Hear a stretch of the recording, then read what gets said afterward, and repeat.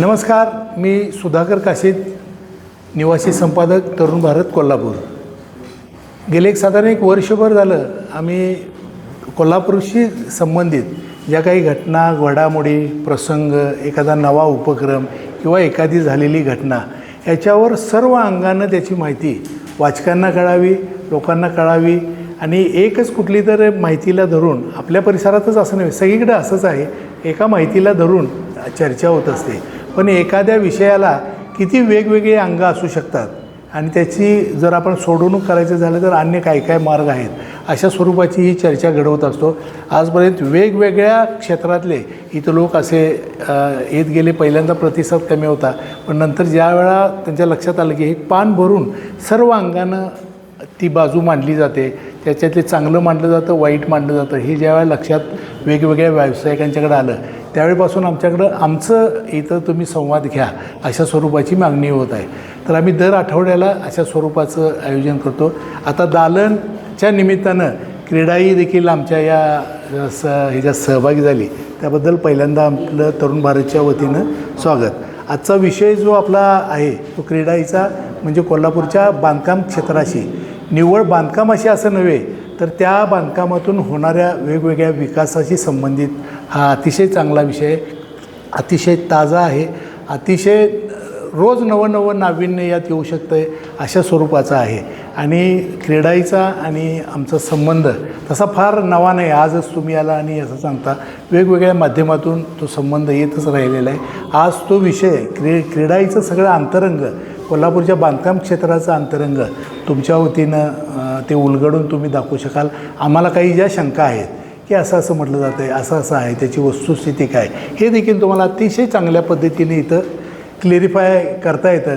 आणि एखाद्या कुठल्या जर समजुतीला चिकटून बसलेला माझ्यासारखा माणूस, कोल्हापुरातले नागरिक यांना तुम्हाला थोडा नव्या विचार देण्याची हे तुम्हाला इथं ठिकाण मिळालेलं आहे. कोल्हापुरात या बांधकाम व्यवसाय पूर्वीपासून होता का नाही, तर पूर्वीपासून बांधकाम व्यवसाय आपल्या इथंच नव्हे सगळीकडे आहे, पण क्रीडाईमुळं त्याला एक चांगला असा गेटअप आलेला आहे. लोकांना पूर्वी एखाद्या बांधकाम व्यावसायिकाने काहीतरी चूक केली, काहीतरी गडबड केली किंवा ते काम अर्धवट टाकलं किंवा टोलवाटोली केली, कुठं जायचं लोकांना माहीत नव्हते. आणि हातबल असलेले, म्हणजे आता तुम्ही या व्यवसायात जरी असला तरी आसपास त्यावेळीची परिस्थिती म्हणतो आहे, हातबल झालेली माणसं तुम्ही बघितलेली असतील.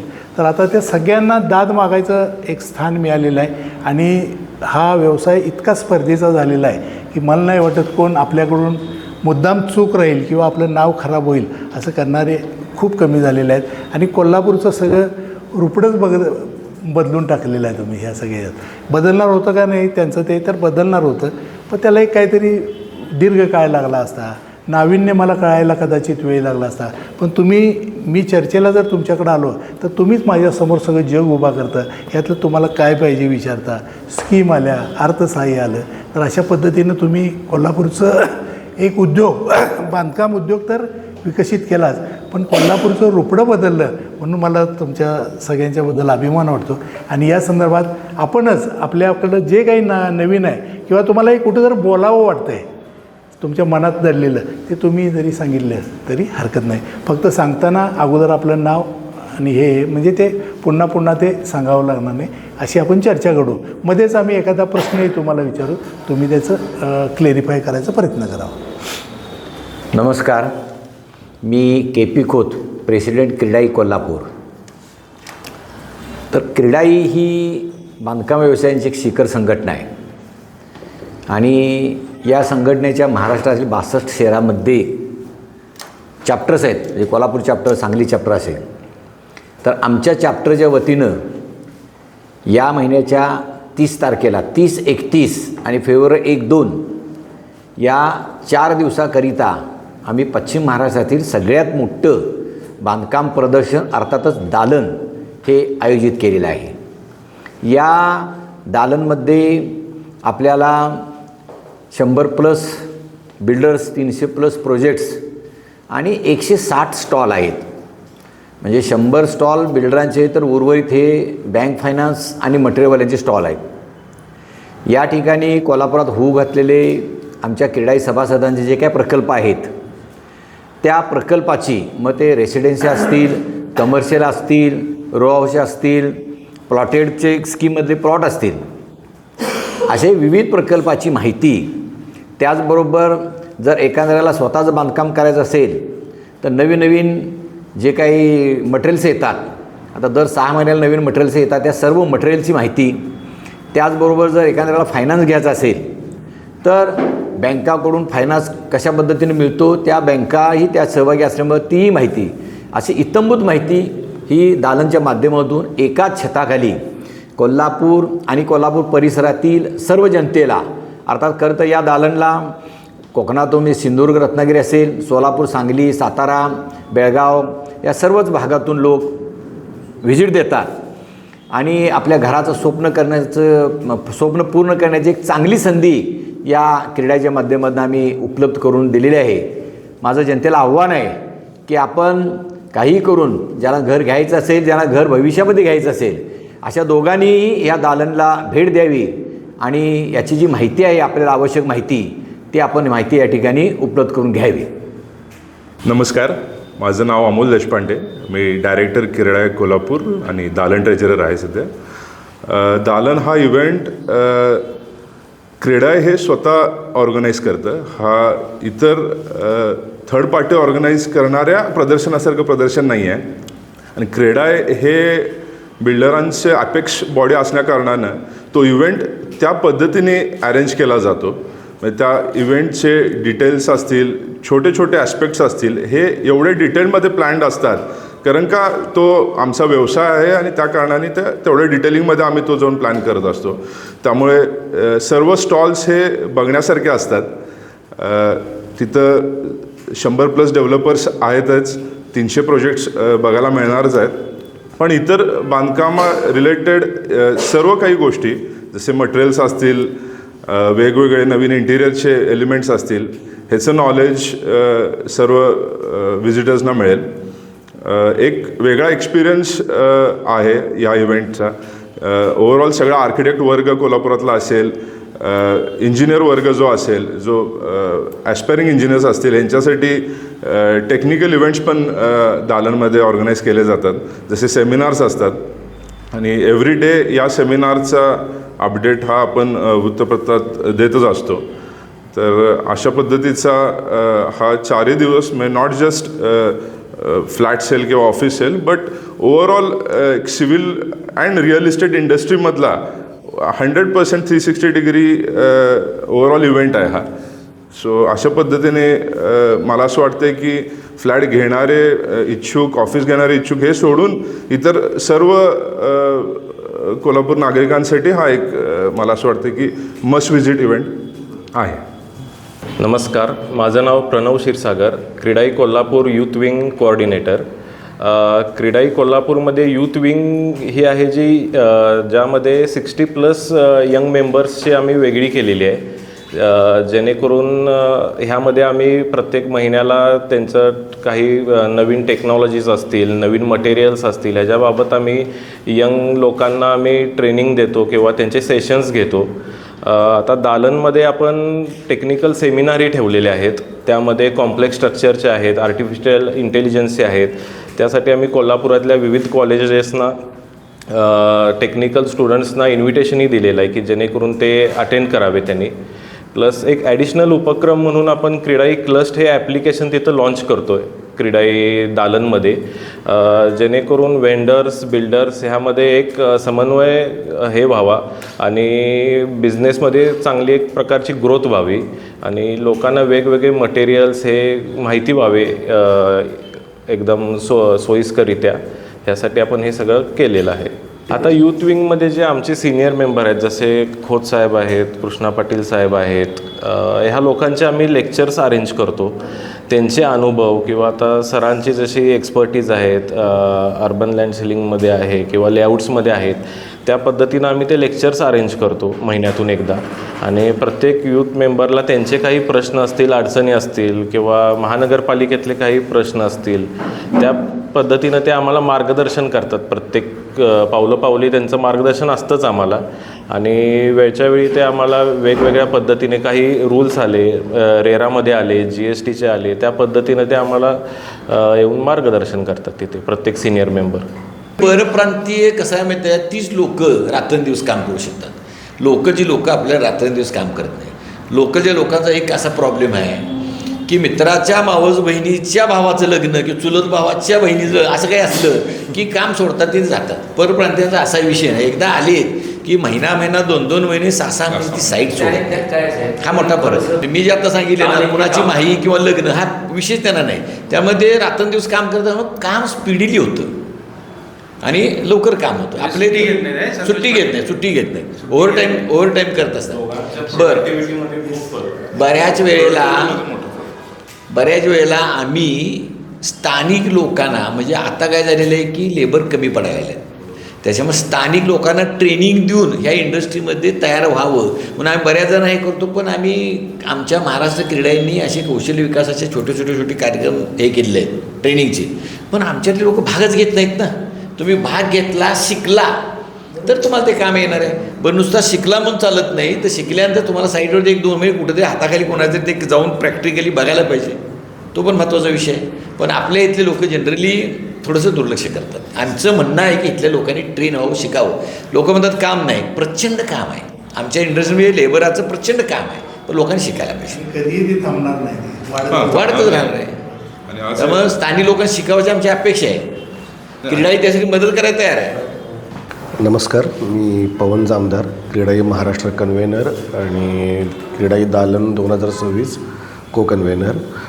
तर सध्या कोल्हापूर ही आपली ग्रोविंग सिटी आहे आणि खूप चांगल्या रीतीनं फास्ट आपण ग्रो होतो आहे. जसे की खंडपीठ आलं, तीर्थक्षेत्र आराखडा आता योग घातलेला आहे, ज्योतिबा आराखडा, असे बरेच सगळे नवीन प्रोजेक्ट्स इथे येत आहेत. त्या अनुषंगानं कोल्हापूरला बाहेरगावचं कस्टमर देखील खूप येऊ घातलेलं आहे. खंडपीठाच्या निमित्तानं तर बाहेरगावचे सगळे, म्हणजे पुण्यातले, मुंबईतले वकील म्हणा किंवा यांना इथं फ्लॅट्स किंवा घरं ही गोष्टी लागत आहेत. तर त्या अनुषंगानं कोल्हापूर नक्कीच सज्ज आहे आणि क्रीडाईसारख्या माध्यमातून त्या संघटनेकडून आम्हाला काम करताना आमच्या एकमेकांच्या ज्या काही अडचणी असतील, एक संकल्पना पहिला होती की बिल्डर म्हणजे फक्त खूप पैसे कमवणारा नफेखोर किंवा असं त्याच्यामागं वले होते. पण तसं वस्तुस्थिती तशी नसती आहे. त्याला every structure is a unique structure. म्हणजे प्रत्येक स्ट्रक्चरला त्याच्या अडचणी वेगळ्या असतात, त्याचे डॉक्युमेंटेशन वेगळे असतात, कन्स्ट्रक्शनच्या टेक्नॉलॉजी वेगळ्या वापरायला लागतात, बऱ्याच गोष्टी खूप वेगळ्या रीतीने येतात. तर त्या ठिकाणी आम्ही क्रीडाईमध्ये ज्या वेळेला सगळे एक म्हणजे व्यावसायिक आम्ही ज्या वेळेला चर्चा करतो, आमच्या चर्चेतनं एकमेकांचे मार्ग आम्हाला सुचत जातात आणि कोल्हापुरात नक्कीच पोटेन्शियल आहे आणि अजून वाढतं आहे पोटेन्शियल कोल्हापूरचं. त्यामुळं आता जे प्रोजेक्ट चालू आहेत अजून देखील चालू पण होतील आणि त्या सगळ्यांना चांगल्या रीतीनं कस्टमर मिळेल ही आम्हाला नक्कीच ह्यात काही शंका नाही आहे. आणि हे दालन जे आत्ता आम्ही येऊ घातलेलं आहे ह्यात आमच्याकडं बँक आणि बिल्डर हे देखील आहेत आणि नवीन मटेरियल आहे.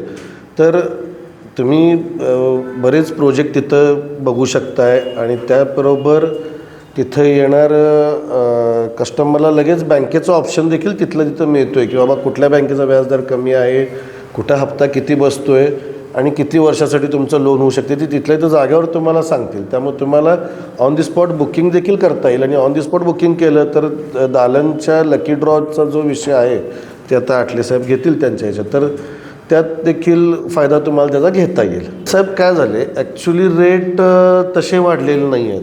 बेसिकली रेट जागेचेच वाढलेले आहेत. त्यामुळं बाय प्रोडक्ट वाढल्यामुळे प्रोडक्ट वाढणारच. तर ज्यांचे जुने परचेस खूप कमी आहेत तसे बोटावर मोजणे इतपत, पण जागेचेच रेट आता खूप मेन इन्व्हेंटरी तिथं जाते आहे. दुसरं गोष्ट कॉर्पोरेशनचे चार्जेस जे आहेत, पेडअप प्रीमियम, TDR किंवा या बाकी सगळ्या गोष्टी ज्या आहेत, तर त्यासाठी देखील लागणारे चार्जेस हे मोठी आता सध्या कन्सिडरेबल अमाऊंट आहे. पहिला त्या अमाऊंट इतकी कन्सिडरेबल होत नव्हती. आम्ही कन्स्ट्रक्शन कॉस्ट आणि लँड कॉस्ट एवढंच आम्ही मेजर हे धरत होतो, पण आता त्या देखील कॉस्ट आम्हाला त्या इन्कर करावं लागतात ह्यात. कारण राजारामपुरी म्हणजे एकदम मेन रोड जे आपले आहे जिथं रेकनर रेट जास्त आहे तिथं हे प्रीमियम किंवा ह्या गोष्टींचा हे जास्त वाढतो आहे खर्च. नमस्कार, माझं नाव प्रतीक होसमनी. मी क्रीडाई कोल्हापूर युथ विंगमध्ये को कन्व्हेयर आहे. तर मी पहिला दालन संदर्भात बोलतो. दालनमध्ये आम्ही नुसतं विक्री किंवा खरेदी हा विषय सोडून आम्ही जे येणारे आत्ता कॉलेजमध्ये इंजिनिअरिंगला शिकणारी मुलं आहेत त्यांच्यासाठी पण आम्ही टेक्निकल सेमिनार ठेवून त्यांच्याकडं आम्ही स्वतः युथ विंग जाऊन अप्रोच करत आहे त्यांच्या प्रिन्सिपलना किंवा सिव्हिल डिपार्टमेंटच्या HODंना की आम्ही असं एक इव्हेंट ठेवतो, तुम्ही मुलांना द्या किंवा प्रदर्शनात या आणि तिथं जे काही नवीन प्रोजेक्ट चालू आहेत जे काही चालू आहेत ते सगळे तुम्ही बघा, असं आम्ही एक आवाहन करत आहे. ॲज अ युथ विंग किंवा आम्ही as a youth generation Naveen construction लाईनमध्ये म्हणून आम्ही एक असा प्रयत्न करतो आहे की नवीन टेक्नॉलॉजीचा कसा आम्हाला हातभार ह्या बिझनेसमध्ये लावू शकतो. म्हणजे यासाठी आम्ही नेटमेट्रिक सोलार जे ऑपरेट करत आहे जेणेकरून कॉमनचे लाईट किंवा वॉटर मीटर किंवा लिफ्ट या सोलार जनरेशनवर जावेत किंवा एखादं बायोमेट्रिक सिस्टीम बसून सिक्युरिटीसाठी कसा त्याचा वापर करता यावा हे आम्ही एक नवीन प्रयत्न करत आहोत. ग्रीन बिल्डिंग, रेन हार्वेस्टिंग करत आहे आपण, पर त्याला ॲडिशनल आपण एक फिल्टर्स बसवत आहे जेणेकरून ते फिल्टर होऊन पाणी त्यात ॲब्सॉर्ब व्हावं आणि परत तरी रिफिल्टर होऊन आपल्यालाच मिळावं ह्या दृष्टीने आम्ही प्रयत्न करत आहोत. मिटिंगा झाल्या आमच्या क्रीडावर 2-3दा, कारण तो त्याचं टेंडर काढायला पाहिजे, तो प्रोजेक्ट उभा केला पाहिजे. ज्यावेळी तो प्रोजेक्ट उभा होईल त्यावेळी आमचं जे वेस्ट मटेरियल आहे बिल्डिंग पाडलेल्याचं ते मग मटेरियल नेऊन आम्ही त्यांना देऊ शकतो. त्याच्यातून एक 30-40% मटेरियल रियूजसाठी आम्हाला वापरता येईल आणि राहिलेलं वेस्ट मग खणी भरणे वगैरे अशा गोष्टीसाठी किंवा कुठं रस्त्याच्या कामासाठी आम्ही वापरू शकतो. हा एक हे कॉर्पोरेशनने केल्यास आम्ही कॉर्पोरेशनला सहकार्य तयार आहे. परवा दादा कॉर्पोरेशन आम्हाला सांगितलं की तुम्ही तुमचं जे वेस्ट मटेरियल आहे ते टोपच्या खणीत नेऊन तुम्ही टाका. आम्ही त्यांना लगेच म्हणजे हे दिलं मान्यता, पण आम्ही त्यांना सांगितलं की तुम्ही जागा डिफाईन करून द्या, आम्हाला दाखवा, मग आमच्या मटेरियलच्या गाड्या आम्ही तिकडे नेऊन टाकतो. किंवा कोल्हापूरमध्ये अशा अजून बऱ्याच खणी येतात, त्या भरायच्या असतील सांगा, तुम्ही आम्हाला परवानगी द्या, आम्ही तिथं भरतो. म्हणजे हे मटेरियल रस्त्यावरती पडून पोल्युशन आणि ट्रॅफिकला किंवा जनरली कचरा ज्याला म्हणतो तो होऊ नये याच्यासाठी आम्ही सातत्यानं महापालिकेच्या प्रशासनाबरोबर ह्यामध्ये आम्ही आहे आणि आम्ही त्यांना नेहमी सहकार्य करत असतो. मग तुमचं आणि महापालिकेचं रिलेशन कसं आहे? कारण अनेक बिल्डरांशी बोलताना आम्ही एक वेळ पाण्यात अपार्टमेंट उभा करू पात्रात एवढं आमच्याकडं हे आहे, पण तिथलं ती जी एक यंत्रणा महापालिकेतली आहे ती सांभाळण्यासाठी तुम्हाला काय नाही, करावं? खरंच प्रत्येक बिल्डरला आमच्या महापालिकेच्या ह्या यंत्रणेचा थोडाफार कमी अधिक प्रमाणामध्ये त्रास होतो.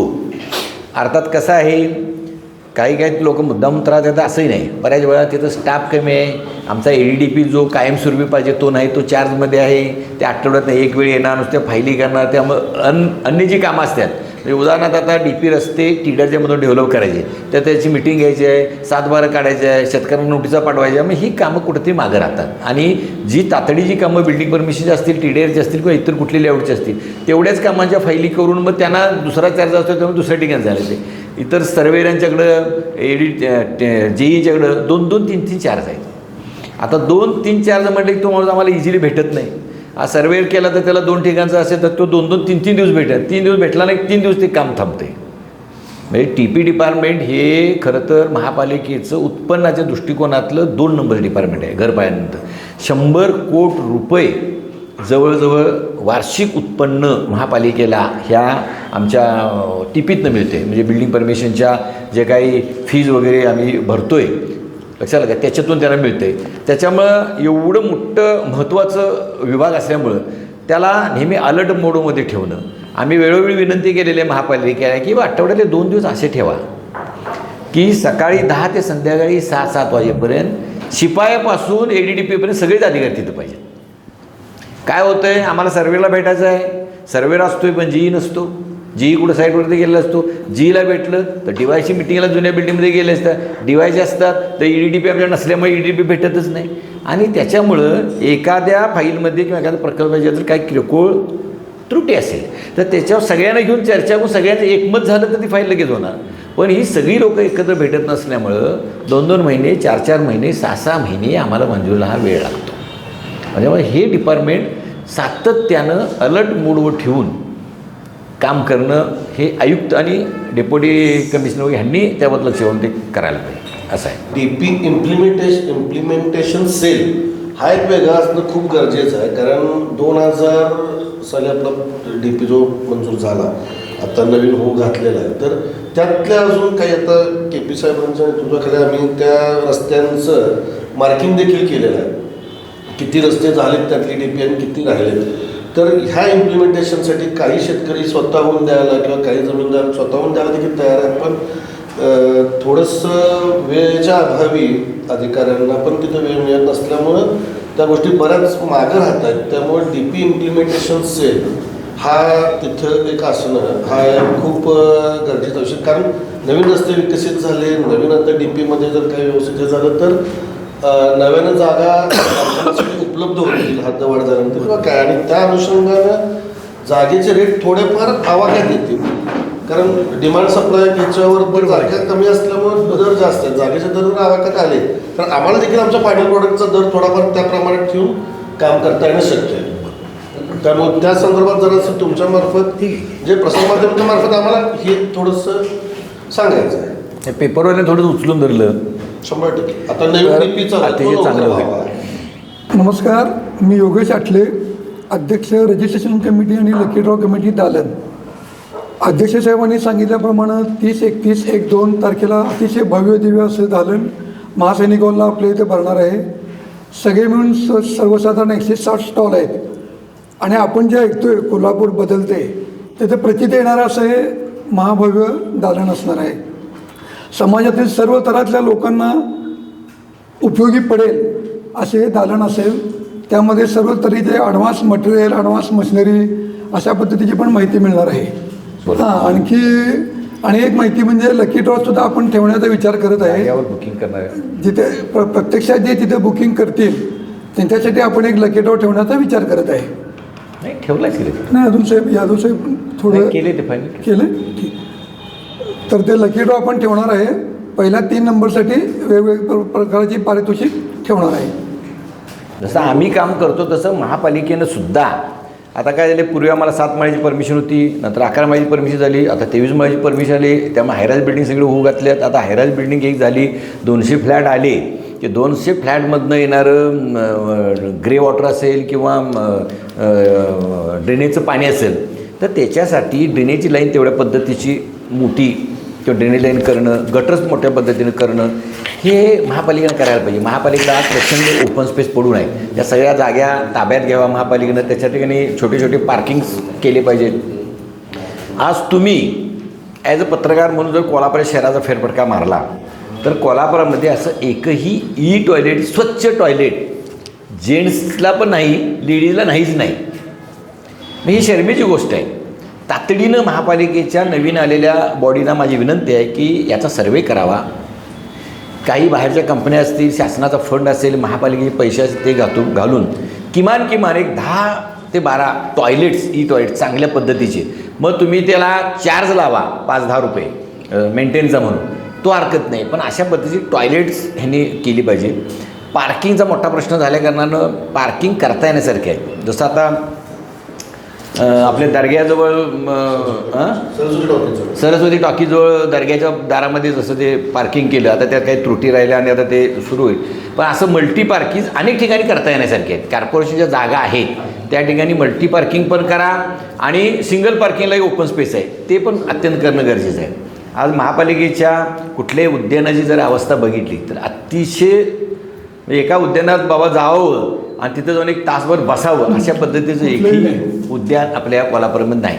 फक्त टाऊनची बाग ज्याला आपण म्हणतो जी पूर्वीपासून मेंटेन आहे तेवढी एकच ती PWDच्या अंडर असल्यामुळे ती व्यवस्थित महापालिकेचं एकही उद्यान आहे. म्हणजे बघा, प्राथमिक सुविधामध्ये रस्त्याची सोय नाही, ड्रेनेज गटरची व्यवस्था व्यवस्थित नाही, पार्किंगची व्यवस्था व्यवस्थित नाही, टॉयलेटची व्यवस्था अजिबात नाही, कुठंही उद्यान चांगलं नाही. मग हाही काय आपल्याकडं, हा मोठा प्रश्न पडतो. मग जसं बिल्डर आम्ही नेमानं चांगली कामं करतो आहे, आज जे कोल्हापूर दिसतंय तुम्हाला, जे सुंदर सगळे प्रकल्पने हे सगळे आमच्या बिल्डरांचेच आहेत. एकच रंकाळा मला वाटते महापालिकेकडून आता थोडा सुशोभीकरण झालेला आणि लोक तिथं जायला लागले, तेवढंच एक चांगलं झालेलं दिसते. पण तातडीनं नवीन सभागृहाच्या सर्व सदस्यांनी जरी त्यांचे वेगवेगळे पक्ष असतील तरी विकासाच्या दृष्टिकोनावरती एकत्र यावं आणि चांगल्या पद्धतीनं भविष्यात कोल्हापूर बदलते. आज कोल्हापूरमध्ये जसं मग अशी पवनं सांगितलं तसं एक तर सर्किट बेंच आले, भविष्यामध्ये खंडपीठ होईल, त्याची नवीन बिल्डिंग होईल. 1100 बेडचं हॉस्पिटलचं काम मोठ्या प्रगतीपथावर आहे, इंजिनिअरिंग कॉलेजचं काम प्रगतीपथावर आहे, सारथी बिल्डिंगचं काम सुरू आहे, कन्व्हेन्शन सेंटर मंजूर होऊन त्याला 50 कोटी मंजूर झालेले आहे. आपलं रत्नागिरी हायवेचं काम आता चालू आहे, नवीन आपलं 6 पदरी लेनचं काम चालू आहे, जे बास्केट ब्रिज आहे तेही मंजूर झालेले आहे. शिरोलीपासून सरनोबतवाडीपर्यंत आम्हाला जो काही भराव घालून आता एक्सप्रेस हायवे तो काढून टाकून आम्हाला पिलरवरती हा सगळा ब्रिज झाला पाहिजे आणि पाणी जे आहे ते पूर्वेकडून पश्चिमेकडे वाहत गेलं पाहिजे, कुठेही तिथं बांध असता कारण ही आम्ही क्रीडाई आणि येईन आम्ही मागणी केली होती गडकरी साहेबांना. 480 कोटी मंजूर पण त्याला झालेले आहेत. म्हणजे कोल्हापूर आता बदलतोय, भविष्यात कोल्हापूर 10 वर्षांत अतिशय वेगळं असणार आहे आणि याच्यासाठी महापालिका यंत्रणेसुद्धा सज्ज राहून मी आता जे बोललो ह्या कामाला प्राधान्य देऊन ही सगळी कामं करावी अशी मी या नवीन सभागृहाला या ठिकाणी आज विनंती. खोत साहेबांनी जर सांगितलं पार्किंगसाठी तर आपला गाडी अड्डा आहे किंवा तर तिथं पाणी फक्त पुराच्या वेळेला असणार आहे, तेही 8 दिवस असेल, त्याच्यावर असणार नाही. तर तो जरी विकसित केला तरी बरंच पार्किंग तिथे अकोमोडेट होऊ शकते आणि तो महत्त्वाचा रस्ता जो आहे तो जर झाला मेन तरी देखील तो थोडा ब्ल्यू लाईनमध्ये जातो तर तो 4 दिवस पाण्यात राहील. पण त्याला ब्रिज करून काय करून हे काय पर्याय करून जर करता आला तर त्याचा नक्कीच फायदा होऊ शकतो.